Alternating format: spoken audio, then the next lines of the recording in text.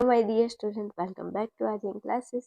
આર્યન ક્લાસીસમાં તમારું હાર્દિક સ્વાગત કરું છું. દરેક મારા વાલા વિદ્યાર્થીઓને જય શ્રી રામ. ચલો મારા વાલા અને પ્યારા વિદ્યાર્થીઓ, આપણે આપણા પેપર સેટની અંદર આપણે સમાજશાસ્ત્ર વિષયની અંદર આપણે પ્રશ્નપત્ર 1નું સોલ્યુશન મસ્ત કરી લીધું છે. અને આજના વિડીયોની અંદર આપણે સમાજશાસ્ત્રની અંદર પ્રશ્નપત્ર 2નું સોલ્યુશન જોવાના છીએ.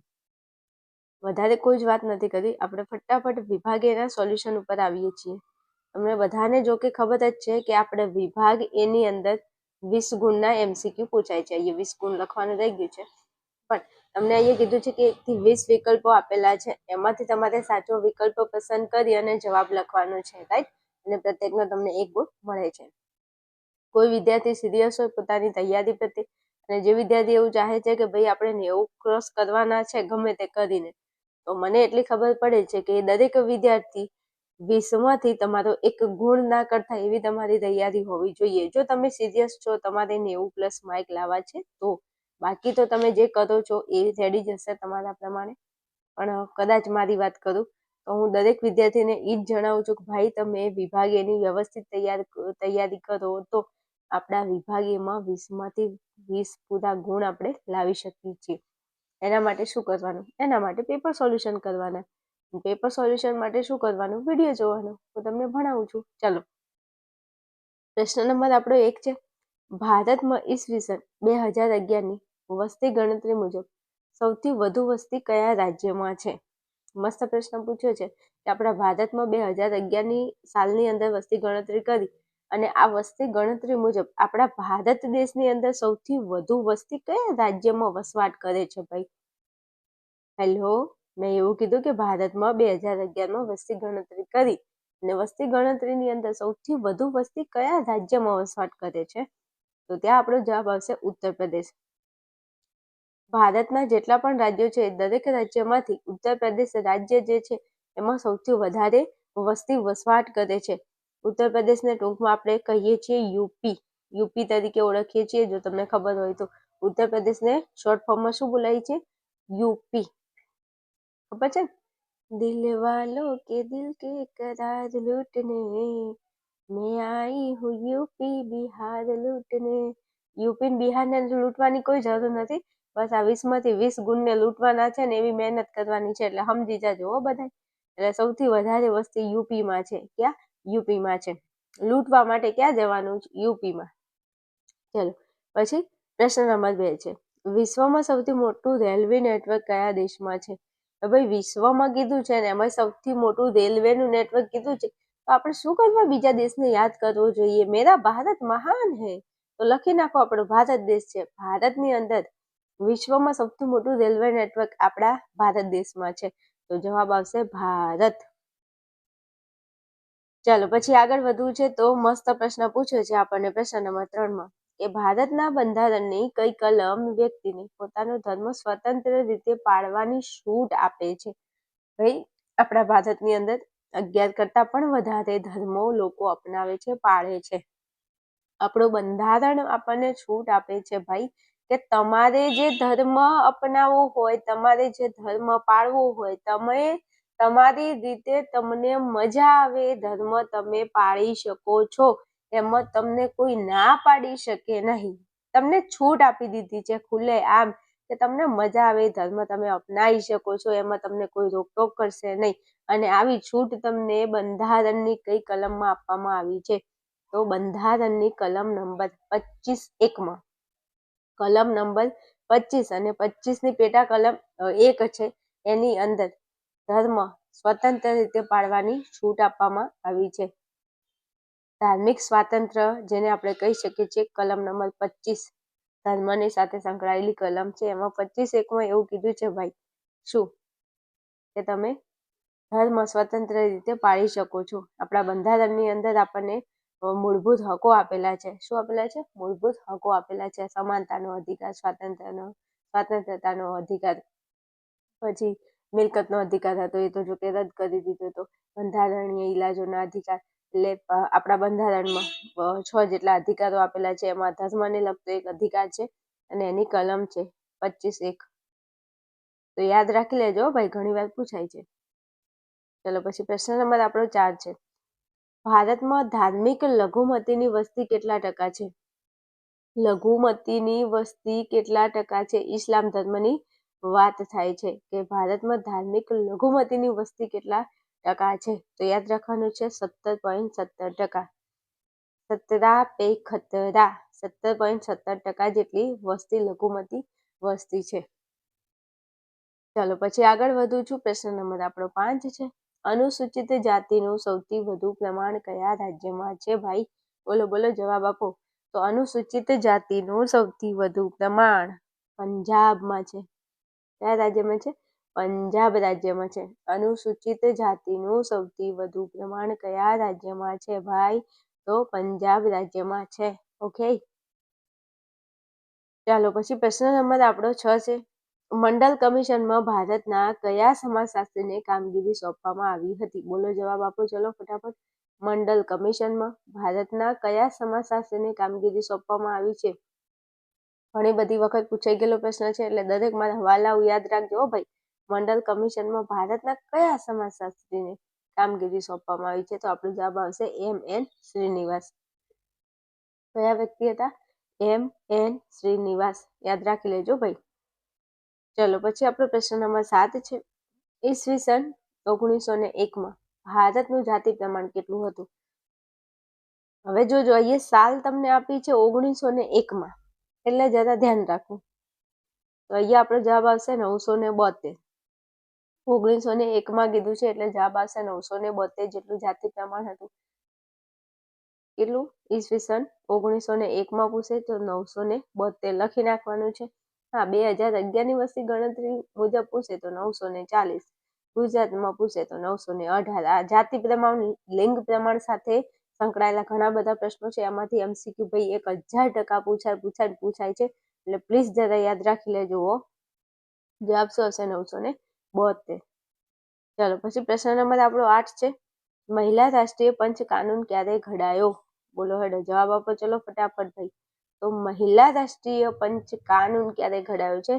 તો 1990માં ઘડાયો છે. કઈ સાલમાં? 1990ની સાલમાં ઘડાયો છે. મહિલા રાષ્ટ્રીય પંચ કાનૂન ક્યારે ઘડાયો છે? 1990ની સાલમાં ઘડાયો છે. ચલો પછી આપણે આગળ આવી જાય છે પ્રશ્ન નંબર 9 પર આગળ વધીએ તો સામાજિક પરિવર્તન એટલે શું? શું કીધું છે? સામાજિક પરિવર્તન એટલે શું? તો રચનાતંત્રમાં ફેરફાર. ભાઈ સામાજિક પરિવર્તન એટલે રચનાતંત્રમાં કરેલો ફેરફાર. ખોરાકમાં ફેરફાર શું કરવા? ફેશનમાં શું કરવા ફેરફાર કર્યો છે? રચનાતંત્રમાં કરેલા ફેરફારને સામાજિક પરિવર્તન તરીકે ઓળખવામાં આવે છે. તો જવાબ આપણો આવશે રચનાતંત્રમાં ફેરફાર. ચાલો પછી પ્રશ્ન નંબર આપણો 10 છે. સામાજિક રચનાતંત્ર અને કાર્યોમાં આવતું પરિવર્તન. હેલો, સામાજિક રચનાતંત્ર અને કાર્યોમાં આવતું પરિવર્તન એટલે સામાજિક પરિવર્તન. એવું કોને કહ્યું છે? મસ્ત પ્રશ્ન પૂછ્યો છે ભાઈ કે સામાજિક રચનાતંત્ર અને કાર્યોમાં આવતું પરિવર્તનને સામાજિક પરિવર્તન કહે છે. આવું કોને કીધું છે? તો ત્યાં આપણો જવાબ આવશે કિંગ્સલે ડેવિસ. આ કિંગ્સલે ડેવિસ છે, એમને કહ્યું છે સામાજિક રચનાતંત્ર અને કાર્યોમાં આવતું પરિવર્તન એટલે સામાજિક પરિવર્તન. આ સામાજિક પરિવર્તનની વ્યાખ્યા બી છે જે વિભાગ બી માં પૂછાય છે, એટલે જરા ધ્યાન રખના. હા ભાઈ, તો इधर हमारा जवाब आता है किंग्सले डेविस. હાલો પછી આગળ વધવું છે ફટાફટ. 11માં ભારતમાં રંગીન ટેલિવિઝનનો પ્રારંભ ક્યારે થયો છે? મસ્ત પ્રશ્ન છે ભાઈ, વારંવાર પૂછાય એવો પ્રશ્ન છે, વિસ્તાર વાળો ક્વેશ્ચન છે. તો ભારતમાં રંગીન ટેલિવિઝનનો પ્રારંભ ક્યારે થયો છે? તો આપણો જવાબ આવશે 1982માં. ભારતમાં રંગીન ટેલિવિઝનનો પ્રારંભ ક્યારે થયો? 1982માં. સાલો છે આ ચેપ્ટરમાં બહુ જ, એટલે યાદ રાખજો જરા સાલો.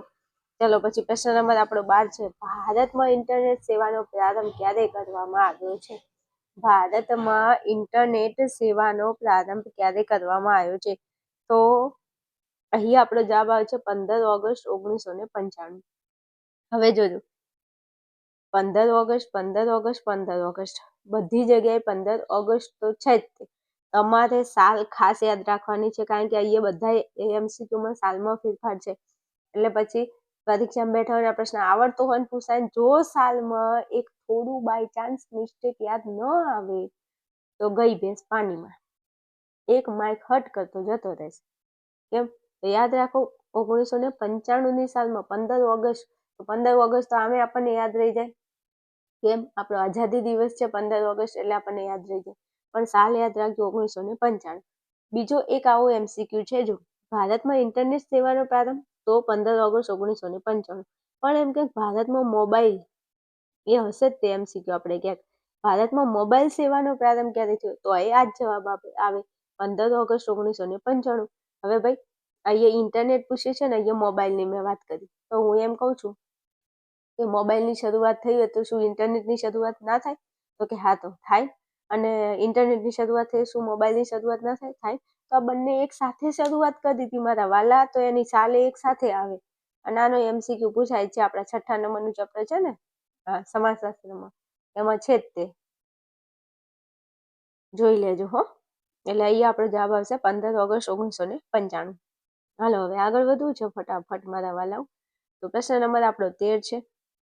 નર્મદા બંધ વિરોધી આંદોલન કયા પ્રકારનું છે? નર્મદા બંધનો આપણે વિરોધ કરવાનો છે. આમાં બધા આંદોલનો છે, તમે એ ચેપ્ટર ભણ્યા હોય તો તમને ખબર હશે. તો એમાં આપણો જવાબ આવશે પ્રતિરોધાત્મક સામાજિક આંદોલન. એક ભાષા વિરોધી આંદોલન અને નર્મદા બંધ વિરોધી આંદોલન પૂછે તો એમાં આપણો જવાબ આવશે પ્રતિરોધાત્મક આંદોલન. કયું આંદોલન છે? પ્રતિરોધાત્મક આંદોલન. ચલો પછી પ્રશ્ન નંબર આપણો 14 છે. ભારતના વડાપ્રધાન શ્રી સ્વચ્છતા અભિયાનનો આરંભ ક્યારે કરાવ્યો છે? નરેન્દ્રભાઈ મોદી. બોલો, સ્વચ્છતા અભિયાનનો આરંભ ક્યારથી કર્યો છે એમને? તો 2 ઓક્ટોબર 2014ની સાલ હતી. મહાત્મા ગાંધીજીની જન્મ જયંતિ નિમિત્તે એમને સ્વચ્છતા અભિયાનની શરૂઆત કરી હતી. ભારતને સ્વચ્છ કરવાનું એક અભિયાન ચાલુ કર્યું હતું. કઈ સાલમાં? 2 ઓક્ટોબર 2014. 2 ઓક્ટોબર આમે આપણા બાપુનો જન્મદિવસ છે, એટલે આપણને યાદ રહી જાય. અને સાલ યાદ રાખવાની છે 2014ની સાલ. હો, હાલો પછી આગળ જવું. પ્રશ્ન નંબર આપણો 15 છે. પંચાયતી રાજ એટલે શું? તો પંચાયતી રાજ એટલે સત્તાનું વિકેન્દ્રીકરણ. શું થશે? પંચાયતી રાજ એટલે સત્તાનું વિકેન્દ્રીકરણ. હેલો, પંચાયતી રાજ એટલે સત્તાનું વિકેન્દ્રીકરણ. યાદ રાખી લેજો. ચલો આગળ વધવું છે. આગળ આપણે MCQ સોલ્વ કરીએ પહેલા યુટ્યુબના મારા જે વિદ્યાર્થીઓ છે એમને જરા વાત કરવી છે. જે વિદ્યાર્થી ફર્સ્ટ વાર મારો આ વિડીયો જોઈ રહ્યો છે, અથવા તો વિદ્યાર્થી મારી ચેનલ સાથે જોઈન છે અને મારા વિડીયો જોવે છે, તમને એવું લાગે છે કે બેન ભણાવે એમાં ખબર પડે છે અને હું જે ભણાવું એ પરીક્ષામાં પૂછાય છે, તમને એવો આત્મવિશ્વાસ છે મારી ઉપર, તો દરેક વિદ્યાર્થીને ખાસ જણાવવાનું કે ભાઈ આપણો આર્યન ક્લાસીસ નામનું એક એપ્લિકેશન છે અને આપણા આર્યન ક્લાસીસ એપ્લિકેશનની અંદર વિદ્યાર્થીઓ, હું ખુદ મારા દ્વારા હું 4 વિષયો ભણાવું છું.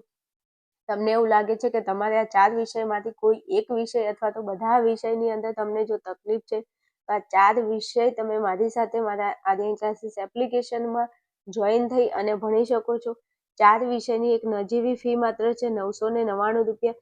999ની અંદર તમને 4 વિષય બેટા મળી જાય છે અને 4 વિષય એકદમ મસ્ત શાંતિથી રમતા રમતા હસતા હસતા અને ખૂબ ડીપમાં જઈને મેં ભણાવેલા છે. આની સાથે વાત કરું કે જો તમારે 4 વિષયની જરૂર નથી, કોઈ એક વિષય ખરીદવા છે, તો તમે આ 4 વિષયને એક વિષય ખરીદીને તમે ભણી શકો છો. એક વિષયની નોર્મલ ફી માત્ર 499 રૂપિયા છે. 499ની અંદર તમને એક આખો વિષય મળી જાય છે જે તમે ભણી શકો છો. બીજું, હવે તમારી એક્ઝામ નજીક છે, તો આ ટાઈમની અંદર તમે શું કરશો? તો આ ટાઈમની અંદર તમારે સૌથી વધારે પેપર સોલ્યુશનની જરૂર પડે અને પેપર સોલ્યુશન માટે તમે શું કરશો કે ગમે તે માર્કેટમાંથી કોઈ પ્રકાશન લાવો છો અથવા તો હજુ સુધી તમે પેપર સેટ ખરીદ્યો નથી, તો આપણા આર્યન ક્લાસીસ એપ્લિકેશનની અંદર વિદ્યાર્થીઓ 5 વિષયનો તમને એક પેપર સેટ મળે છે. આ પેપર સેટ ખરીદી અને તમે જો તૈયારી કરો છો તો તમારે બોર્ડનું એક્ઝામ, તમને બોર્ડના એક્ઝામનું જે પેપર છે તમને આપણા પેપર સેટમાંથી 100% મળી રહેશે. કોઈ ચિંતા કરવાની જરૂર નથી. હજુ તમે કોઈ જ પેપર સોલ્યુશનનો પેપર સેટ નથી મંગાવ્યો તો તમે આપણા આર્યન ક્લાસીસ એપ્લિકેશનનો પેપર સેટ ખરીદી અને તમારી તૈયારીને બેસ્ટ બનાવી શકો છો. 1000% ગેરંટી સાથે તમને વાત કરું છું કે તમારું બોર્ડનું પેપર સુપર ડુપર હિટ જવાનું છે. આપણા પેપર સેટમાંથી જ પ્રશ્નો આવશે એવી આશા, ઉમેદ, એક વિશ્વાસ સાથે તમે પેપર સેટ ખરીદી અને તૈયારી કરી શકો છો. આ પેપર સેટની અંદર તમને વિભાગ A, વિભાગ B અને વિભાગ C નું સોલ્યુશન વિડીયોના માધ્યમથી મળી જશે. તમારે ઓનલી ફોર વિભાગ D અને વિભાગ E ની તૈયારી કરવાની છે. બાકી એબીસીનું સોલ્યુશન હું તમને વિડીયો દ્વારા કરાવી દઈશ. તમને જો એવું લાગે છે કે તમારે આ મેં જે વાત કરી બેચની જરૂર છે અથવા તો પેપર સેટની જરૂર છે, તો તમને અહીંયા સ્ક્રીન ઉપર જે નંબર આપેલો છે એના ઉપર તમારે મને ફોન મેસેજ કરી અને વધારે માહિતી મેળવવાની છે. ચાલો આ સાથે આપણે ફટાફટ આગળ વધવું છે આપણા ટોપિકમાં. ચલો આપણે પ્રશ્ન નંબર 16 ઉપર આવી ગયા છે. 73મો બંધારણીય સુધારો ક્યારે અમલમાં આવ્યો છે?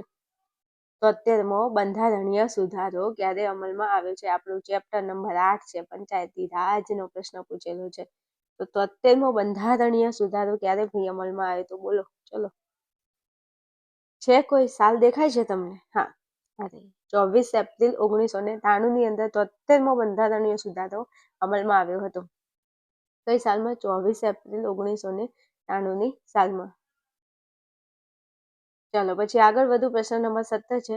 બાળ અપરાધીને સુરક્ષિત રાખવાનું સ્થળ એટલે? મોસ્ટ આઈએમપી પ્રશ્ન, વારંવાર પૂછાય છે પ્રશ્ન. પછી કહેતા નહીં હો કે બેન તમે કીધું નહોતું એટલે મારા વાલા તૈયાર કરી લેજો એમ.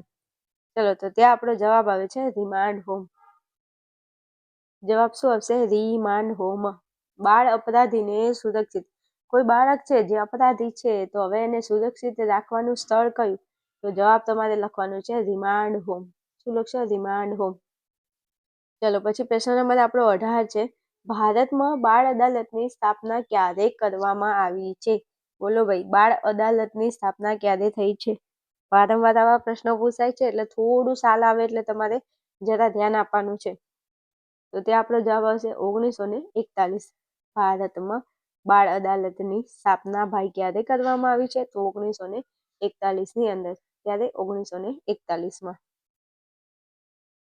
ચલો પછી પ્રશ્ન નંબર આપણો 19 છે. એડ્સનો પ્રથમ દર્દી કયા દેશમાં જોવા મળ્યો હતો? એડ્સનું નામ સાંભળીએ એટલે તમને હસવું આવી જાય ને. ચલો, એડ્સનો પ્રથમ દર્દી ભાઈ અમેરિકામાં જોવા મળ્યો હતો. કઈ જગ્યાએ? America, united state of America. AIDS અને અમેરિકા, એડ્સ અને અમેરિકા એટલે ભૂલ ના થાય. એડ્સનો અ, અમેરિકાનો અ એટલે અ. ઓકે. ચલો પછી પ્રશ્ન નંબર 20 છે. વિશ્વ એડ્સ દિનની ઉજવણી ક્યારે કરવામાં આવે છે? અને બીજું સાચું કહું ને તો આ જે પ્રશ્ન છે ને તો વારંવાર પૂછાય છે. પછી મને કહેતા નહીં હો કે બેન તમે કીધું નહોતું, એટલે તૈયાર કરી લેજો પ્રશ્નને. વિશ્વ એડ્સ દિનની ઉજવણી ક્યારે કરવામાં આવે છે? તો 1 ડિસેમ્બરે કરવામાં આવે છે. ક્યારે? 1 ડિસેમ્બર. 1 ડિસેમ્બરના રોજ વિશ્વ એડ્સ દિનની ઉજવણી કરવામાં આવે છે. ચલો અહીંયા આપણા 20 MCQ મસ્ત મજાના પૂરા થાય છે. તો વિડીયોને અહીંયા રાખું છું. મળીએ આપણે નેક્સ્ટ વિડીયોમાં. ત્યાં સુધી તમે જોતા રહો આર્યન ક્લાસીસ. ને મારી ચેનલ મારા વાલાવ થોડી ઘણી હેલ્પફુલ થતી હોય ને તો જરા કોમેન્ટની અંદર જણાવો તો મને મોજ પડી જાય એમ. હો, આમથી આમતા ભણી નીકળી ન જવાનું. અને ચેનલ યુઝફુલ લાગે ને તો એને જરા સબસ્ક્રાઇબ કરી અને તમારા મિત્રો સુધી શેર કરી દેજો હો મારા વાલાવ. ચલો મળીશું આપણે નેક્સ્ટ વિડીયોમાં. ત્યાં સુધી જોતા રહો, ભણતા રહો અને મોજ કરતા રહો.